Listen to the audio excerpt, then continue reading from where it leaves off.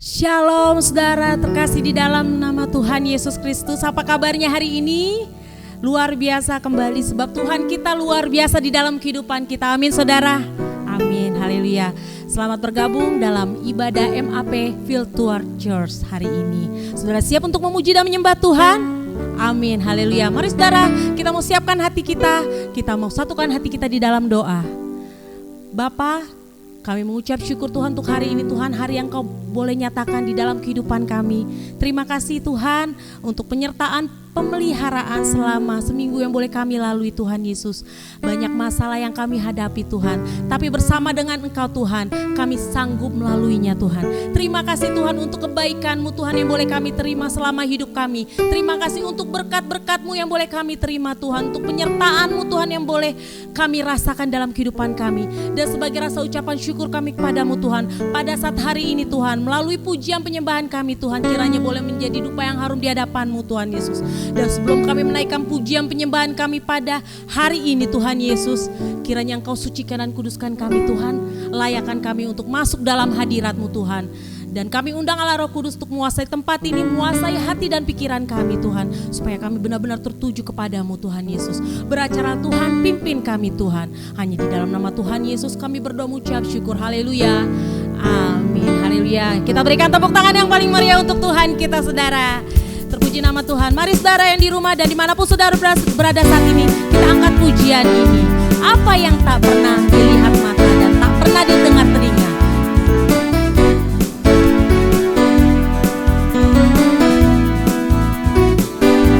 apa yang tak pernah dilihat mata,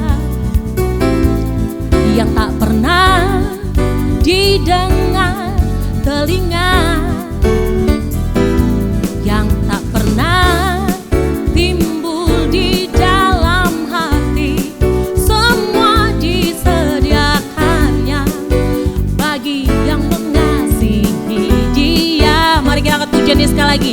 Apa yang tak pernah dilihat mata, yang tak pernah didengar telinga, yang tak pernah timbul di dalam hati, semua disediakannya bagi yang mengasihi Dia. Allah sanggup melakukan segala perkara, dulu, sekarang, dan selamanya. Kuasanya tidak berubah. Allah sanggup melakukan segala perkara, dulu, sekarang, dan selamanya. Kuasanya tak berubah. Mari saudara, bersama kita mau angkat pujian ini dengan penuh sukacita. Lebih lagi katakan, apa yang tak pernah dilihat mata, amin, yang tak pernah didengar telinga, yang tak pernah timbul di dalam hati, semua disediakannya bagi yang mengasihi Dia.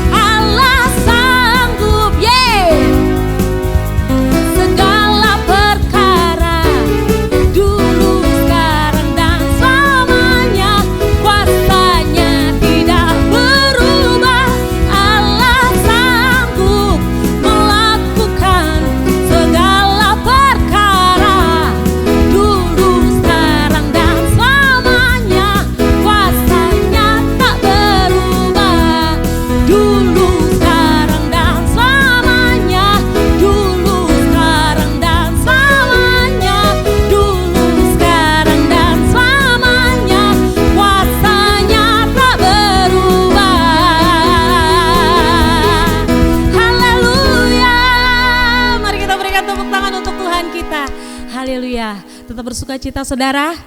Haleluya. Mari saudara, kita mau siapkan hati kita untuk kita boleh lebih lagi masuk dalam penyembahan kepada Tuhan pada saat hari ini. Teduhkan hatimu saudara. Pandang Dia yang mengasihimu. Kita percaya Allah hadir tengah-tengah kita pada saat hari ini. Ia ingin menjamahmu saudara. Buka hatimu. Buka hatimu saat ini. Terima Dia masuk dalam hidupmu. Engkaulah Tuhan perisaiku.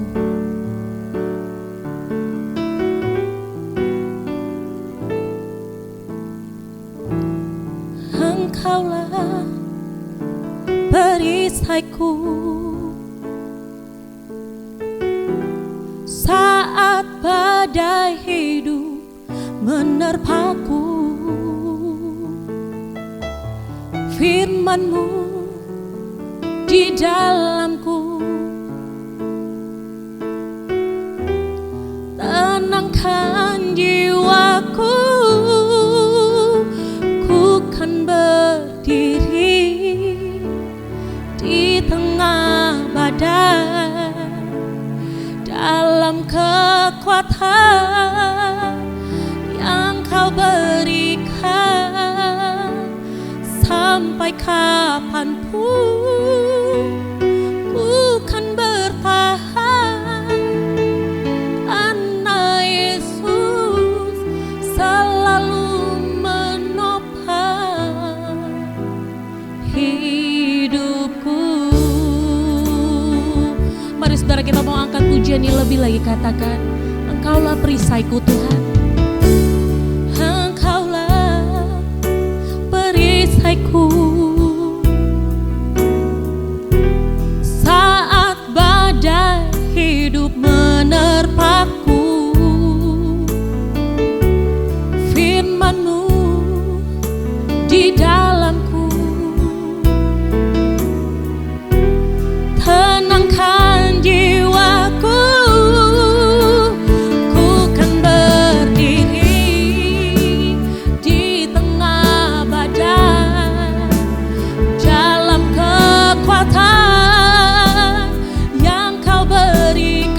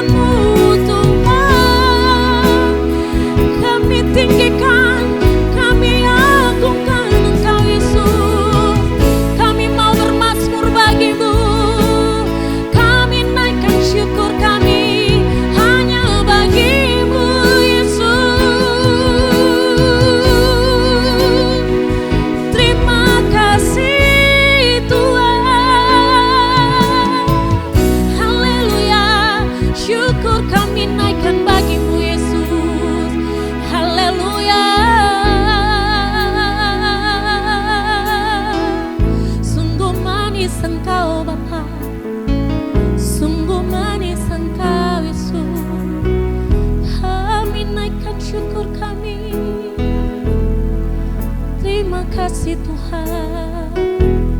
Terima kasih Yesus. Kami mau terus katakan Tuhan, kami menyenangkan hati-Mu Tuhan di dalam kehidupan kami Tuhan Yesus. Tuhan, kami minta Tuhan, kiranya Engkau Tuhan membentuk hati kami Tuhan. Bentuk hati kami Tuhan, seperti bejana yang siap dibentuk Tuhan Yesus. Kami mau siapkan hati kami untuk ditabur kebenaran firman-Mu saat ini Tuhan. Urapi setiap kami Tuhan saat ini Tuhan, yang rindu akan firman-Mu Yesus. Terpuji nama-Mu Tuhan Yesus. Tuhan, ku mau menyenangkan-Mu. Tuhan, bentuklah hati ini jadi bejana untuk hormat-Mu. Cemerlang bagai emas murni. Tuhan, ku serahkan hatiku, semua ku berikan padamu. Kuduslah hingga tulus selalu, agar aku menyenangkan-Mu. Menyenangkan-Mu, senangkan-Mu, hanya itu kerinduanku. Menyenangkan-Mu, senangkan hati-Mu, hanya itu kerinduan. Menyenangkan-Mu Tuhan, senangkan-Mu, hanya itu kerinduanku. Menyenangkan-Mu, senangkan hati-Mu, hanya itu kerinduanku. Mari lebih lagi angkat pujian ini, katakan menyenangkan-Mu, senangkan-Mu, hanya itu kerinduanku. Menyenangkan-Mu, senangkan hati-Mu, hanya itu kerinduanku. Hanya itu kerinduanku. Hanya itu kerinduanku.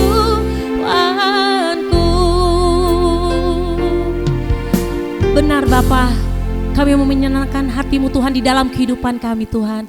Pakai kami Tuhan, pakai kami, bentuk kami Tuhan. Dan saat ini Tuhan Yesus, sebentar kalau kami akan mendengarkan sebagian dari firman-Mu, urapi hamba-Mu yang sebentar akan menyampaikan kebenaran firman-Mu Bapa. Sembunyikan beliau belakang kaki salib-Mu Tuhan, sehingga setiap firman yang boleh disampaikan berasal dari hati-Mu Tuhan. Dan juga Tuhan, kami anak-anak-Mu saat ini Tuhan, siap mendengarkan Kau berbicara. Hanya di dalam nama Tuhan Yesus kami berdoa mengucap syukur. Haleluya. Amin.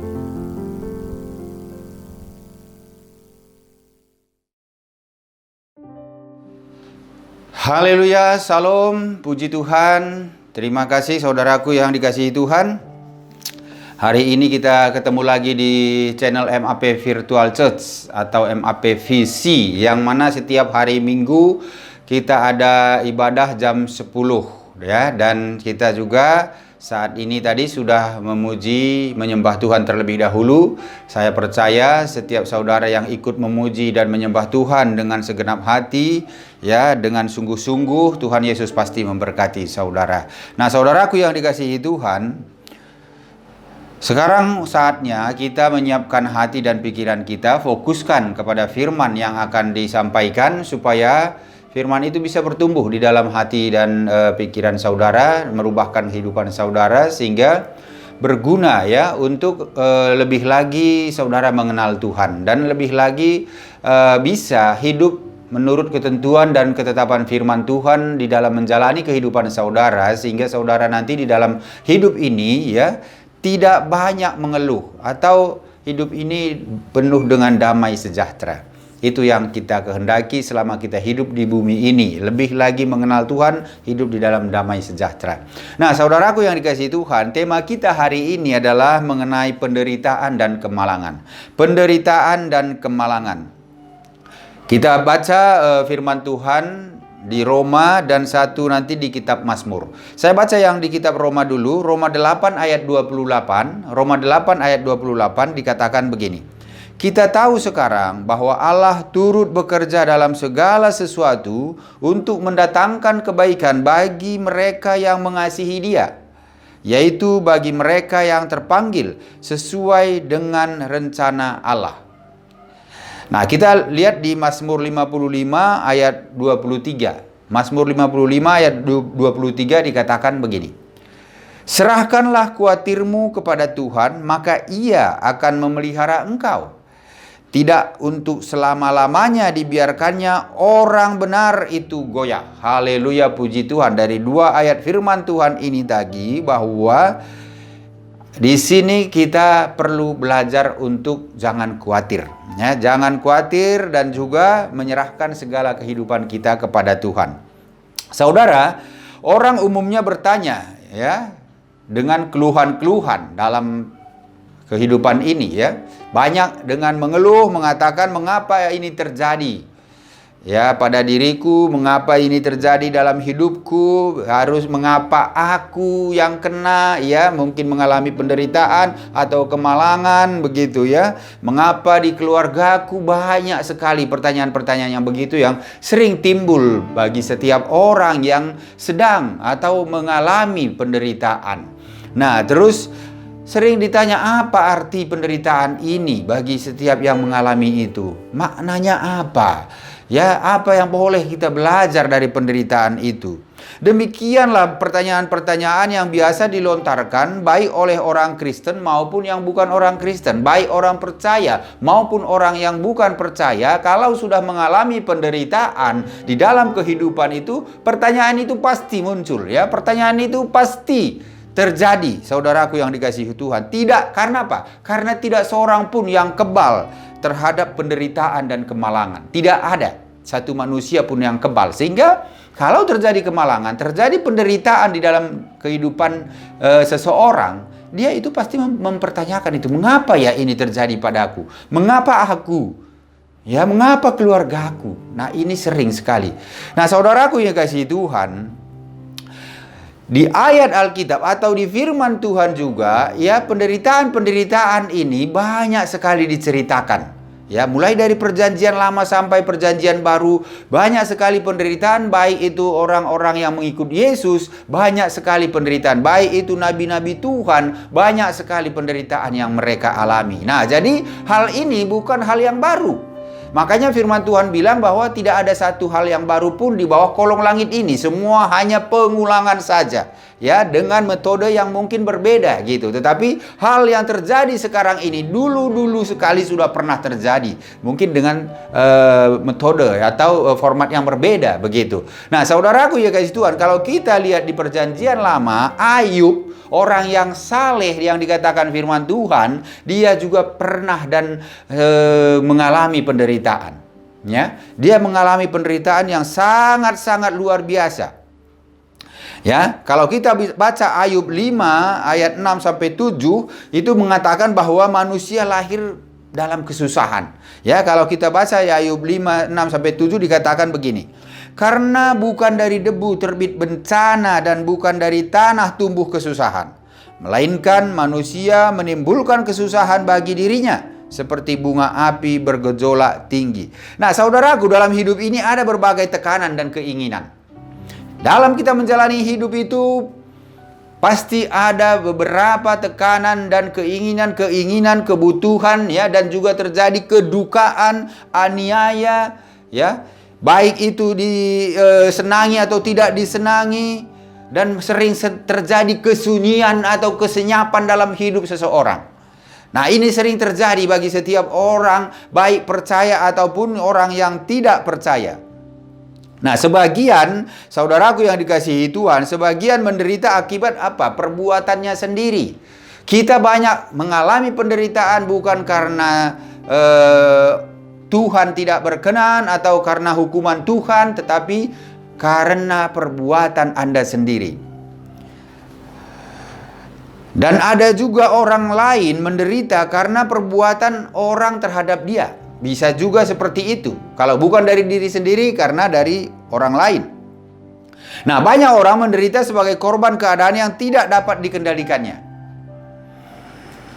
Kadang terjadi resesi. Itu keadaan yang kita tidak dapat kendalikan, sehingga kita menderita dalam resesi itu.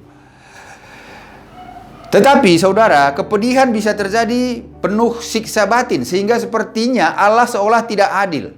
Dan seolah tidak akan ada pertolongan atau jalan keluar.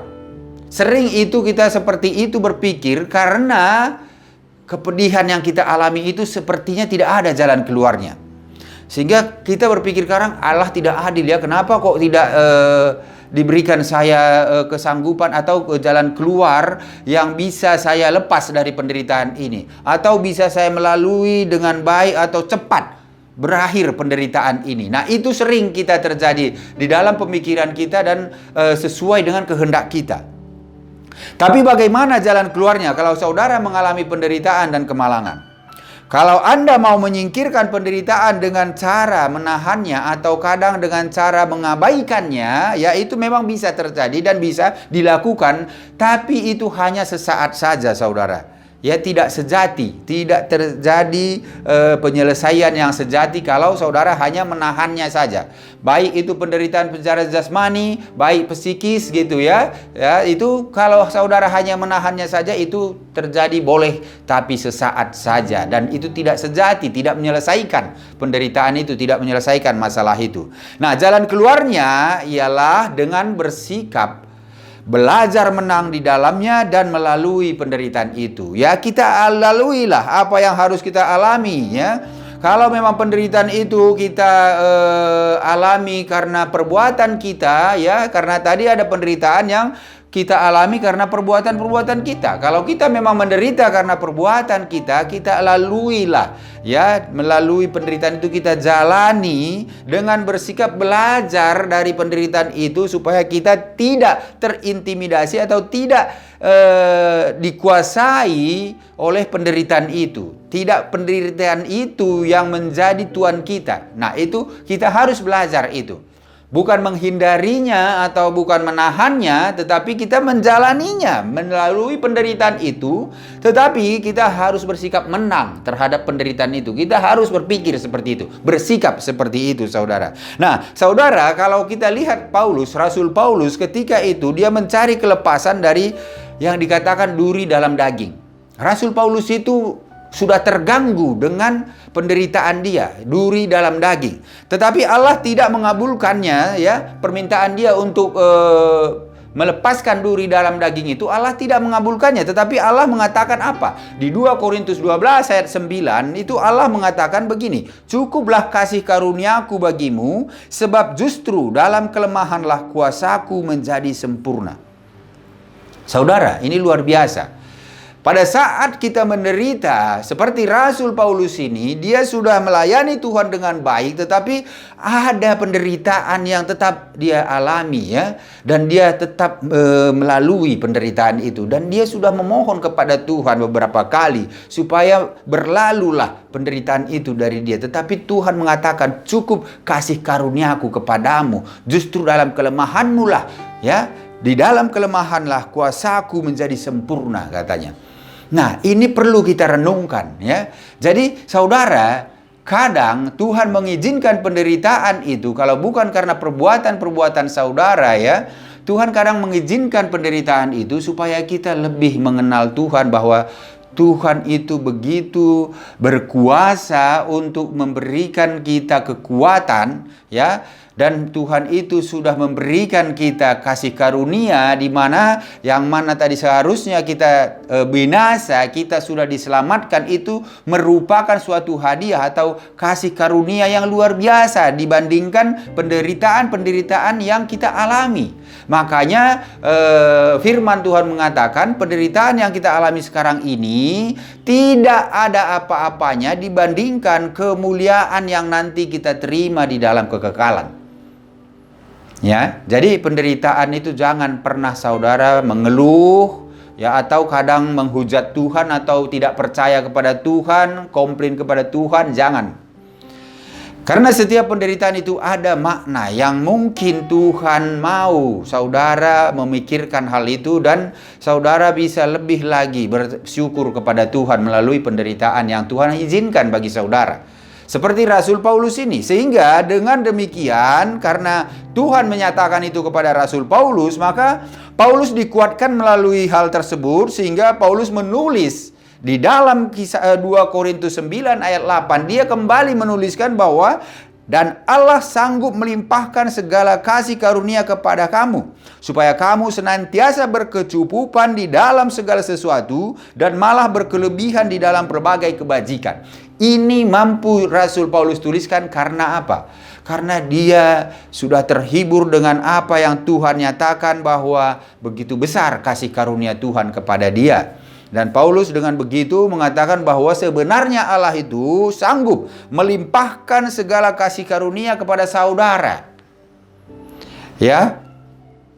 Supaya apa kasih karunia itu? Supaya dalam senantiasa berkecukupan dalam segala sesuatu. Di dalam segala sesuatu itu bukan hanya dalam kesenangan saja, tetapi di dalam segala sesuatu itu, di dalam penderitaan pun saudara cukup kuat untuk melaluinya. Di dalam kelemahan pun saudara cukup untuk menyatakan tetap bersyukur kepada Tuhan, karena Tuhan tahu apa yang saudara alami. Ya, jadi saudaraku yang dikasihi Tuhan, kalau kita bisa melihat ini dan kita bisa memahami apa yang Rasul Paulus ini alami, dan bagaimana dia mengatasi atau bagaimana dia menjalaninya melalui penderitaan itu, ini suatu contoh yang patut kita tiru dan kita belajar dari situ. Ya, supaya kita juga berkenan bagi Tuhan dalam segala hal, dalam segala sesuatu. Nah, mengatasi penderitaan itu berpangkal pada masalah sikap saudara. Itu pangkalnya. Bagaimana sikap kita di dalam kita menghadapi atau mengatasi penderitaan itu. Apa yang akan kulakukan dalam penderitaanku agar melaluinya aku dapat belajar sesuatu atau memperoleh manfaat sesuai rencana kekal Allah melalui penderitaan itu. Nah, ini yang penting, saudara. Jadi kita bisa berpikir belajar dari penderitaan kita itu, bagaimana untuk melaluinya itu, sehingga kita bisa memperoleh manfaat sesuai dengan rencana Allah dalam hidup saudara melalui apa yang saudara alami. Nah, ini penting. Ya, karena tidak ada satupun manusia, ya saudara, tidak pernah Alkitab mengatakan atau mengajarkan bahwa orang Kristen dibebaskan dari penderitaan dan bencana. Ya, tidak pernah. Kalau terjadi bencana alam, itu melanda orang yang percaya dan orang yang tidak percaya juga. Jadi tidak terhindar orang Kristen atau orang percaya terhindar dari bencana alam, tidak. Tidak pernah Alkitab menuliskan seperti itu. Alkitab memang mengajarkan bahwa orang Kristen dapat menanggung penderitaan. Itu diajarkan oleh Alkitab dengan tadi seperti contoh-contoh yang sudah kita dengarkan tadi. Seperti Paulus, ya, dia sanggup karena dia dikuatkan oleh Tuhan, karena oleh kasih karunia Tuhan.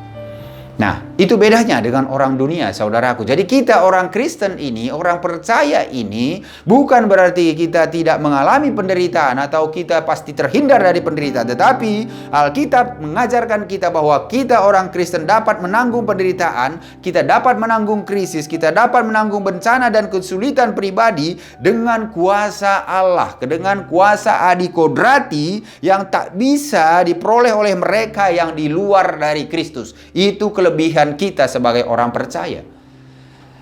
Ya, kita punya satu kuasa yang melebihi dari kuasa-kuasa yang ada di muka bumi ini. kuasa adikodrati, yaitu kuasa di dalam Yesus Kristus. Makanya saudara bersyukurlah kalau saudara hidup di dalam Kristus. Nah, saudaraku yang dikasihi Tuhan, apa saja sebab-sebab penderitaan manusia? Nah, tadi saya sudah sempat singgung. Mungkin penderitaan yang saudara alami bisa dari perbuatan saudara sendiri. Kita lihat apa sebab-sebab penderitaan manusia. Pertama, kadang-kadang kita menderita ya karena kita sendiri menjadi sebab penderitaan itu. Itu hal yang pertama, karena kita sendiri yang menjadi sebab penderitaan itu. Ya, apa yang menyebabkan penderitaan? Mungkin pada masa muda kita sering pesta pora, kita tidak menjaga tubuh jasmani ini ya. Kita sering hidup hidup tidak teratur gitu ya, dan tidak pernah pola hidup kita benar. Nah, ini kan penyebab dari penderitaan yang saudara alami mungkin sekarang itu efek dari dahulu hidup Anda tidak teratur. Ya, saya juga bisa kadang mengoreksi diri saya karena saya juga pada masa muda dulu ya, masa belum saya bertobat, belum mengenal Tuhan, ya saya hidupnya sembarangan. Ya, hidup di dunia malam kadang ya, artinya itu ya kadang tidak tidur malam, pagi baru tidur gitu. Nah, tidak teratur hidup. Jadi ini tentu pada saat itu mungkin tidak langsung terasa, tidak langsung efeknya terjadi. Tetapi pada saat sekarang ya, apa yang dulu kita lakukan itu kita alami sekarang. Kondisi fisik, kondisi tubuh kita menjadi sakit atau menderita, itu mungkin akibat-akibat yang dahulu ya. Jadi mungkin kita sering dulu pesta pora, ya, kurang disiplin, ya, penyalahgunaan tubuh dalam jangka panjang menyebabkan semua penyakit. Penyalahgunaan tubuh dengan mungkin saudara merokok dari masa mudanya atau masa remajanya, ya, sehingga pada saat udah mulai usia dewasa atau sudah mulai tua, nah akibat dari rokok itu jadi penyakit, menderita gitu ya. Banyak hal, ya. Tubuh ini kita tidak jaga pada waktu kita masih muda, sehingga menimbulkan penyakit-penyakit yang dialami sekarang. Nah, ini penting saudaraku. Jadi jangan setiap penderitaan itu kita menyalahkan Tuhan atau mengeluh kenapa begini, kenapa begitu. Saudara juga harus introspeksi diri bagaimana saudara hidup pada masa muda atau pada masa saudara udah dewasa dulu ya, dan sekarang saudara sudah berusia ya, saudara menderita. Itu bisa saudara lihat dulu bagaimana dulu saudara memperlakukan tubuh saudara. Ya, jadi dari situ bisa kita tahu, oh rupanya penderitaan saya ini akibat ulah saya. Jadi kita tidak menyalahkan siapa-siapa.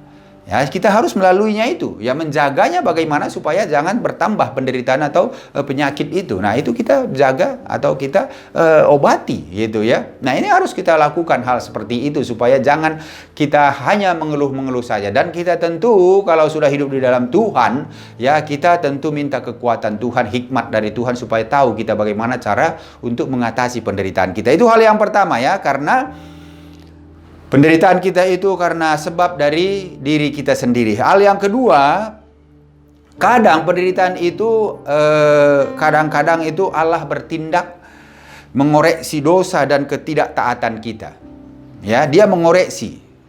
Allah akan memperbaiki dan mendisiplinkan kepunyaannya, artinya kitanya melalui memberikan dihajar kita atau hajaran. Dia membuktikan bahwa Dia mengasihi kita dan bahwa kita sungguh milik Dia. Makanya Tuhan bilang orang yang Dia kasihi, Dia akan hajar orang Dia kasihi. Nah, itu bisa saja terjadi saudara. Kalau saudara sudah hidup di dalam Tuhan dan pada suatu saat, suatu ketika saudara mengalami penderitaan, ya bisa saja itu hajaran Tuhan atau Tuhan mengizinkan itu supaya saudara itu lebih mengenal Dia dan lebih berharap lagi kepada Dia, lebih bergantung lagi kepada Dia. Nah, itu kadang Tuhan mau itu terjadi. Kita lihat Ibrani 12 ya, ayat 5 itu sampai ayat 11 itu mengatakan bahwa bagaimana kadang-kadang Allah bertindak mengoreksi dosa dan ketidaktaatan kita sehingga melalui itu ya kita mengalami penderitaan-penderitaan. Ibrani 12 ayat 5 mengatakan begini. Dan sudah lupakah kamu akan nasihat yang berbicara kepada kamu seperti kepada anak-anak? Hai anakku, janganlah anggap enteng didikan Tuhan dan janganlah putus asa apabila engkau diperingatkannya. Nah, ini di Ibrani 12 ayat 5 ini mengatakan bahwa didikan Tuhan itu harus ada dan terjadi bagi kita. Ya, supaya kita juga tidak melupakan Dia.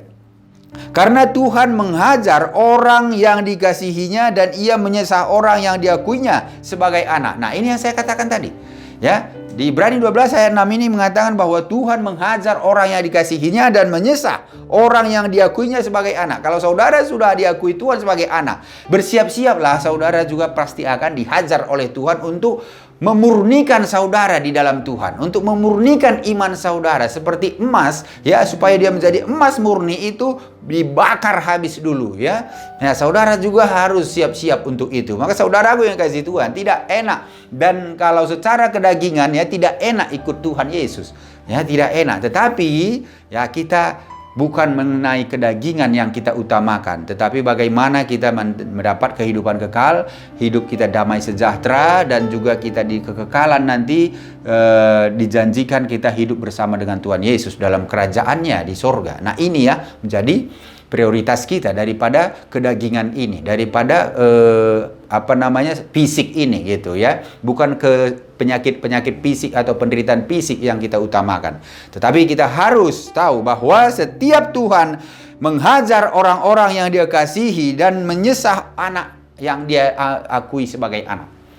Kalau saudara belum melalui ini, nah saudara siap-siap saja ya. Kalau saudara mau diakui sebagai anak oleh Tuhan Yesus. Itu hal yang kedua ya. Allah bertindak untuk mengoreksi saudara. Itu hal yang kedua. Hal yang ketiga, kadang-kadang Allah mengizinkan penderitaan agar kita boleh belajar menanggapi masalah dan Allah secara benar. Ya, menanggapi masalah itu dan menanggapi Allah secara benar. Allah mengizinkan penderitaan terjadi bagi saudara saat ini, apapun menjadi pergumulan saudara, penderitaan saudara. Kadang Allah mengizinkan itu supaya saudara itu bisa belajar menanggapi masalah itu secara benar. Dan saudara bisa belajar menanggapi Allah secara benar. Nah, inilah tujuan Allah.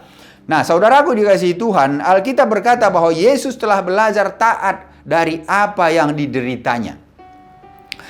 Kalau kita lihat di Ibrani 5 ayat 8 dikatakan begini. Dan sekalipun ia adalah anak, ia telah belajar menjadi taat dari apa yang telah dideritanya. Nah, ini dinyatakan Ibrani 5 ayat 8 ini bagaimana Yesus walaupun dia anak Allah, tetapi dia tetap menjadi taat dari apa yang telah dideritanya. Bagaimana penderitaan-penderitaan Tuhan Yesus, saudara dan saya tahu. Ya, kita tahu bagaimana tidak pernah satu manusia pun mungkin menderita seperti dia. Ya, disalib, dijesah, dipaku, dikasih mahkota duri. Luar biasa saudara ya, luar biasa. Tetapi inilah salah satu yang diizinkan Allah dan dia menjadi taat, ya. Belajar menjadi taat dari apa yang telah dideritanya. Saudara dan saya juga harus belajar jadi taat dari apa yang saudara derita sekarang ini. Belajarlah taat kepada Tuhan, karena kadang Allah mengizinkan supaya saudara tahu dengan benar Allah itu seperti apa, ya. Menanggapi masalah dan menanggapi Allah secara benar. Karena banyak orang percaya menanggapi Allah tidak benar, ya, salah persepsi mengenai Allah. Nah, ini yang bahaya. Nah, sasaran kita hendaknya bukan saja terlepas dari penderitaan. Saudara, jangan hanya punya sasaran bagaimana supaya terlepas dari penderitaan ini, tetapi tidak menyukakan Allah. Nah, itu salah. Tapi sasaran kita bukan hanya lepas dari penderitaan itu, tetapi bagaimana sasaran kita untuk menyukakan Allah dengan bersikap merespon atau responsif dan taat kepada Dia dan firman-Nya. Itu sasarannya. Makanya Roma 12 ayat 1 dan 2, Roma 12 ayat 1 dan 2 dikatakan begini. Roma 12 ayat 1 dan 2 saya bacakan buat kita. Supaya kita tahu bahwa sasaran kita itu bukan bagaimana lepas dari penderitaan itu, tetapi sasaran kita itu bagaimana supaya kita responsif terhadap Allah dan taat kepada Dia dan firman-Nya. Roma 12 ayat 1 dan 2, karena itu saudara-saudara, demi kemurahan Allah dan aku menasihatkan kamu supaya kamu mempersembahkan tubuhmu sebagai persembahan yang hidup, yang kudus dan berkenan kepada Allah. Itu adalah ibadahmu yang sejati. Janganlah kamu menjadi serupa dengan dunia ini, tetapi berubahlah oleh pembaharuan budimu, sehingga kamu dapat membedakan manakah kehendak Allah, apa yang baik dan berkenan kepada Allah dan yang sempurna. Haleluya, amin. Jadi jelas dikatakan di Roma ini, saudara, bahwa janganlah sama seperti dunia ini. Ya, tapi saudara harus bisa membedakan mana yang menjadi kehendak Allah, ya, yang baik dan yang sempurna, dan mana yang bukan. Inilah yang mau Tuhan saudara belajar, sehingga Dia mengizinkan penderitaan itu dialami oleh saudara. Nah, ini saudaraku yang dikasihi Tuhan, ya, jelas di sini kita harus berubah skala akal budi, bukan hanya perilaku dunia, tetapi secara jiwa juga kita harus berubah, pikiran kita harus berubah, ya. Jangan lagi egois, jangan sombong, gitu ya. Itu hal-hal yang harus kita rubah sehingga kita lebih lagi mengenal Allah dengan apa? Penderitaan yang diberikan oleh Allah atau dibiarkan oleh Allah. Nah, hal yang keempat, kadang-kadang Allah mengizinkan kita menderita agar kita mengerti bahwa kepedihan adalah salah satu bagian hidup. Supaya saudara belajar dari hidup itu bahwa hidup itu memang pasti mengalami kepedihan, dan itulah artinya saudara masih hidup di dunia ini, ya. Jadi nggak ada orang yang tidak pernah mengalami penderitaan yang hidup di dunia ini, saudara, ya. Bukan penderitaan penyakit aja, berarti penderitaan secara psikologis juga bisa dibilang penderitaan, ya. Bukan hanya sakit penyakit, tetapi semua itu dialami orang, apalagi orang-orang percaya, ya, mengalami itu supaya kepedihan atau penderitaan itu adalah salah satu kita tahu bagian dari hidup kita. Tidak satu kali pun Alkitab berkata bahwa orang percaya kebal terhadap penderitaan dan kesulitan. Tidak. Alkitab tidak pernah mengatakan begitu. Di dalam firman Tuhan, Filipi 1 ayat 29, Paulus berkata begini, sebab kepada kamu dikaruniakan bukan saja untuk percaya kepada Kristus, melainkan juga untuk menderita untuk Dia. Ya, jadi jelas di Alkitab juga kita diajarkan menderita untuk Kristus. Siap menderita untuk Kristus. Jadi jangan mengeluh kalau saudara menderita dalam hal apapun. Jadi tadi kita sudah belajar 1 sampai 4 ini bagaimana penderitaan itu ada karena ulah kita, ada karena Allah mengizinkan, ada karena Allah ingin supaya kita lebih mengenal melalui penderitaan itu, mengenal Allah dan firman-Nya, ya, dan kadang Allah membiarkan itu supaya saudara tahu bahwa penderitaan itu adalah bagian dari hidup. Nah, saudaraku yang dikasihi Tuhan, Yesus Kristus tidak mengelakkan salib agar dapat menghindar penderitaan. Pada saat Dia di bumi, Dia menanggung salib itu. Dia tidak menghindarkan. Apakah Dia bisa menghindarkan? Dia bisa sendiri menghindarkan. Tetapi Dia taat. Makanya kita harus juga belajar taat.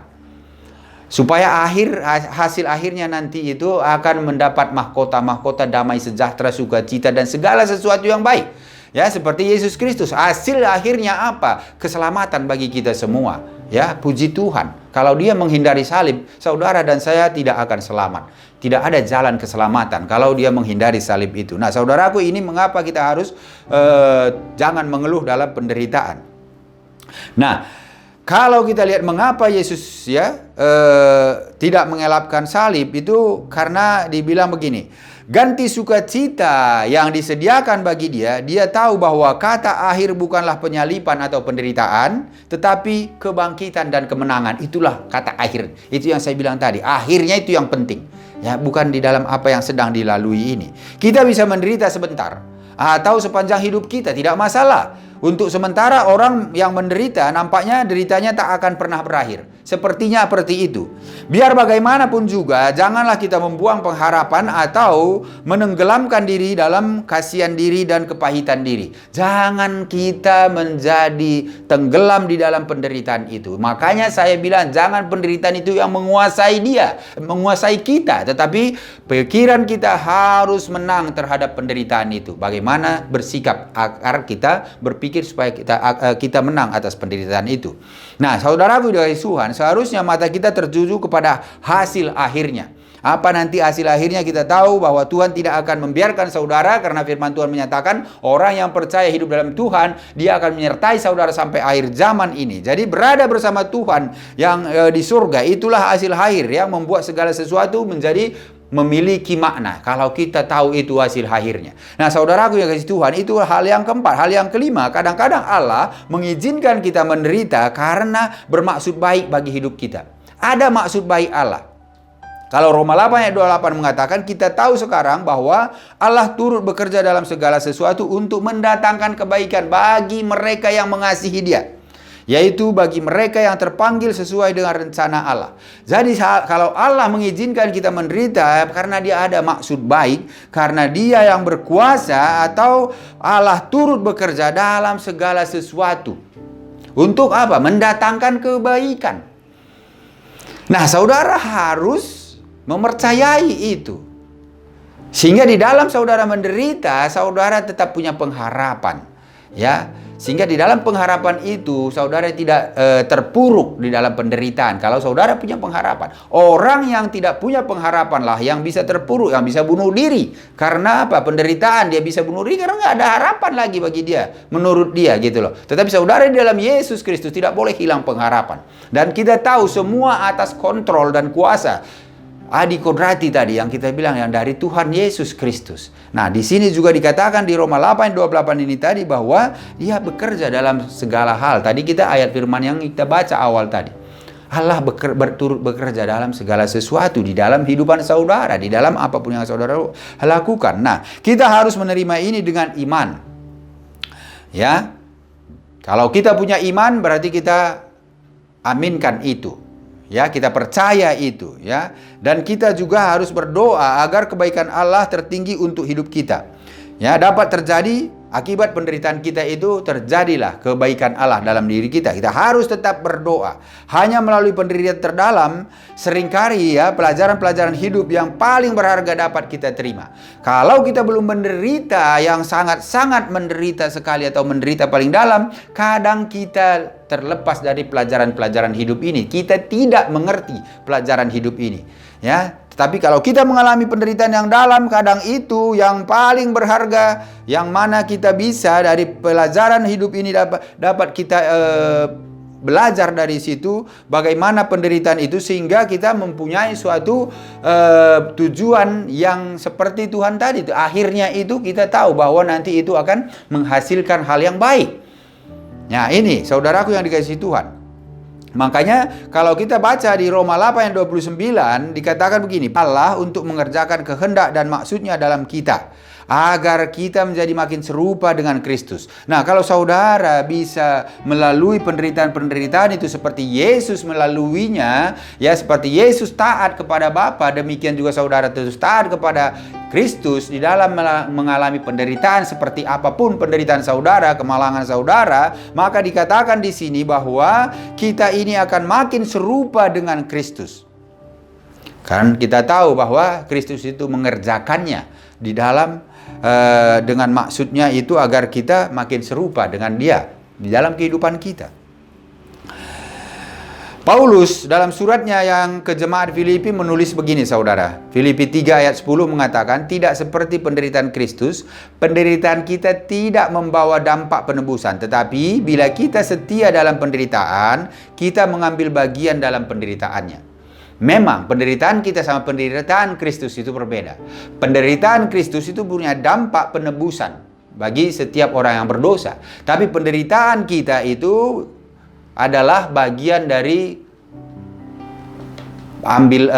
kita mengambil bagian dari penderitaan Yesus Kristus itu. Ya, kita mengambil bagian dalam penderitaannya. Itulah penderitaan kita. Nah, itu hal yang kelima. Hal yang keenam saudara, kadang-kadang Allah mengizinkan kita menderita agar kita dapat menghibur orang lain melalui hidup dan kesaksian kita. Ini penting.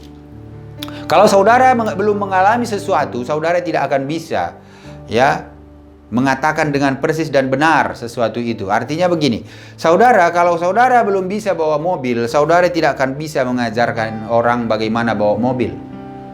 Ya. Saudara, kalau belum pernah saudara ke kota besar, seumpamanya saudara tinggal di desa, saudara tidak akan pernah bisa menjelaskan bagaimana persisnya kota besar itu. Ya, dulu pernah saya dengar cerita di kampung-kampung itu dari desa. Ya, dia menceritakan bagaimana Monas ya di Jakarta gitu. Nah, dia bercerita Monas itu seperti ini loh, ada ini, ada itu, ada ini segala. Dia cerita sepertinya dia ke sana, udah pernah ke Jakarta. Ternyata dia belum pernah ke sana dan itu tidak benar. Artinya apa yang dia ceritakan itu dia hanya dengar dari orang atau dengar dari media atau dengar dari siapa gitu, tetapi dia tidak pernah mengalami. Jadi dia waktu menceritakan itu tidak akan pernah persis seperti apa yang kalau orang sudah mengalami, tidak akan pernah sama. Dan dia tidak akan bisa tahu bagaimana keadaan yang sebenarnya pada saat kita ada di situ, ya, di suatu tempat itu. Katakanlah kalau tadi dia sudah pernah ke Monas, tentu dia bisa menceritakan setapak demi setapak Monas itu pun dia bisa lihat, ya, secara detailnya pun dia bisa ceritakan gitu loh. Nah, ini juga begitu saudaraku yang dikasihi Tuhan. Kalau kita belum pernah mengalami, bagaimana saudara menghibur orang yang menderita? Ya, saudara hanya teori saja. Tetapi kalau saudara tidak mengalami, orang bisa bilang, iya karena Anda tidak mengalami. Anda bilang, ya begini begitu segala gitu. Tapi kalau saudara sudah mengalami hal itu menjadi kesaksian. Dan saudara bisa mengatakan bagaimana saudara mengalaminya. Dan bagaimana saudara melaluinya. Bagaimana saudara bisa menang atas penderitaan itu. Ini akan lebih mempermudah orang untuk mampu mengalami atau mampu melewati penderitaan itu juga. Ini penting saudaraku yang dikasihi Tuhan. Saudara, menurut Yesus, penderitaan orang yang buta sejak lahir itu ialah supaya pekerjaan-pekerjaan Allah dinyatakan di dalamnya. Allah bisa bekerja melalui penderitaan dalam hidup Anda supaya orang lain mendapat ilham melalui teladan Anda dalam penderitaan Anda. Nah, ini kadang Allah lakukan supaya melalui kita orang dapat ilham dan termotivasi sehingga orang itu bisa melalui dan mampu. Nah, mereka yang pernah menderita mampu bersimpati dan menempatkan diri secara lebih berhasil dalam penderitaan orang-orang lain. Kalau saudara sudah pernah mengalami penderitaan itu, maka kalau orang mengalami penderitaan, saudara bisa berempati, bersimpati. Artinya, saudara sudah tahu, oh iya seperti ini mengalami itu. Tidak hanya berbicara saja, omong doang gitu, tidak. Tetapi karena saudara sudah mengalami sehingga saudara bisa berempati dan bisa merasakan seperti apa yang dia rasakan. Nah, ini penting saudaraku. Jadi saudara, kita belajar menghibur orang lain seperti halnya kita pernah dihibur orang. Ya, makanya kita saling mengasihi, ya saling menopang, ya saling menghibur. Ya, karena apa? Suatu saat nanti kita mungkin sekarang ini dihibur, suatu saat nanti kita akan menghibur orang. Atau kita saat ini mungkin menghibur, suatu saat kita akan dihibur orang. Sama kayak orang sakit. Kalau kita datang ke orang sakit, kita memberikan penghiburan.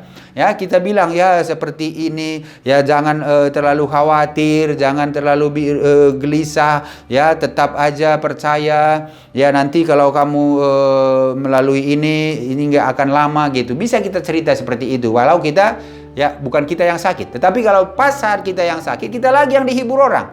Apa yang pernah kita katakan, mungkin itu akan dikatakan orang lagi. Nah, inilah makanya kita perlu mengalami itu supaya kita juga bisa menyatakan kepada orang itu yang belum mengalami supaya nanti mereka juga bisa melaluinya. Atau dengan cara kita sudah mengalami itu, ya kita juga bisa berempati. Tidak gampang berbicara saja ya, tetapi sudah kita alami itu hal yang baik.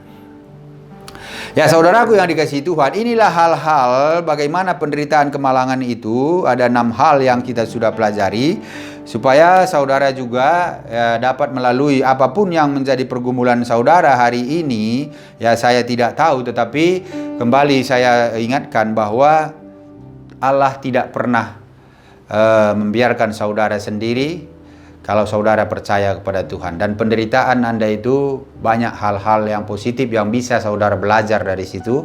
Dan juga Allah banyak rencana-rencana yang baik di dalam saudara melalui penderitaan-penderitaan saudara. Nah saudaraku yang dikasihi Tuhan, inilah firman Tuhan yang saya sampaikan untuk hari ini. Ya, saya percaya bagi setiap kita yang hidup di dalam Tuhan ya, dan setiap orang yang mengenal Tuhan dan hidup di dalam firman Tuhan ya, walaupun mengalami penderitaan itu tidak akan membawa dia menjauh dari Tuhan. Dan penderitaan itu dia tidak akan mengeluh ya, penderitaan itu dia tahu bahwa itu ada beberapa faktor bisa terjadi. Ya, selain daripada faktor diri sendiri, tadi kita sudah belajar ya, itu karena Allah memang mengizinkan supaya kita tahu kehidupan ini memang bukan tempat yang seperti di sorga begitu ya, dan juga supaya melalui penderitaan itu kita lebih mengenal Allah, lebih mengenal firman-Nya, dan kita lebih mengandalkan Allah daripada keinginan atau perbuatan kita atau kekuatan kita gitu. Nah, ini banyak hal yang sudah kita pelajari dari hal ini tadi, dan melalui penderitaan ini juga kita bisa nanti menjadi kesaksian bagi orang dan kita bisa menghibur orang yang menderita lagi. Saudaraku kasih Tuhan, inilah firman Tuhan untuk kita renungkan. Tuhan Yesus memberkati kita semua. Haleluya, amin. Mari kita berdoa. Terima kasih Tuhan Yesus, Bapa yang baik yang mengasihi kami. Tuhan, kami sudah belajar firman-Mu bagaimana penderitaan dan kemalangan, yang mana Engkau menyatakan bahwa tidak ada satupun orang percaya itu dikatakan terlepas dari terhindar dari penderitaan, tetapi setiap orang percaya walaupun menderita dia tetap milik Tuhan, dia tetap dijaga Tuhan, dia tetap disertai Tuhan. Dan setiap orang yang percaya biarlah mereka juga menang atas penderitaan-penderitaan. Sekarang ini kalaupun ada anak-anak Tuhan yang menderita sakit penyakit atau apapun yang menjadi pergumulan di dalam kehidupan mereka Tuhan, biarlah Tuhan melalui penderitaan ini dia tetap mengucap syukur kepadamu dan Tuhan turun tangan. Biar penderitaan dia juga dia menang atas penderitaan ini. Damai sejahtera sukacita Tuhan turun atas dia. Tuhan Yesus, terima kasih Bapa. Setiap orang yang mendengar firman ini biar dirubahkan dan dikuatkan di dalam menjalani kehidupan mereka lebih lagi menyerahkan diri kepada Tuhan, lebih lagi rindu terus mencari kebenaran kerajaan sorga. Dan Tuhan Yesus, Engkau yang memberkati anak-anak-Mu semua dimanapun mereka berada. Sebelum kami akhiri, biarlah Tuhan memberkati kami semua. Dan kekasih Kristus, angkat kedua tangan-Mu, arahkan hatimu kepada Tuhan. Terimalah berkat dari Tuhan. Diberkatilah engkau dalam usahamu, diberkatilah engkau dalam pekerjaanmu, diberkatilah engkau dalam rumah tanggamu, diberkatilah engkau dalam studi kuliahmu. Apapun yang engkau kerjakan di dalam kekudusan, ingat Tuhan Yesus pasti membuat engkau berhasil. Sekarang pergilah dan terima berkat dari Allah Bapa, cinta kasih di dalam Yesus Kristus, kekuatan penghiburan oleh Roh Kudus memberkati saudara dan saya mulai hari ini sampai Tuhan Yesus datang kedua kali menjemput kita untuk kita sama-sama di dalam kerajaan sorga. Haleluya, sama-sama kita katakan amin.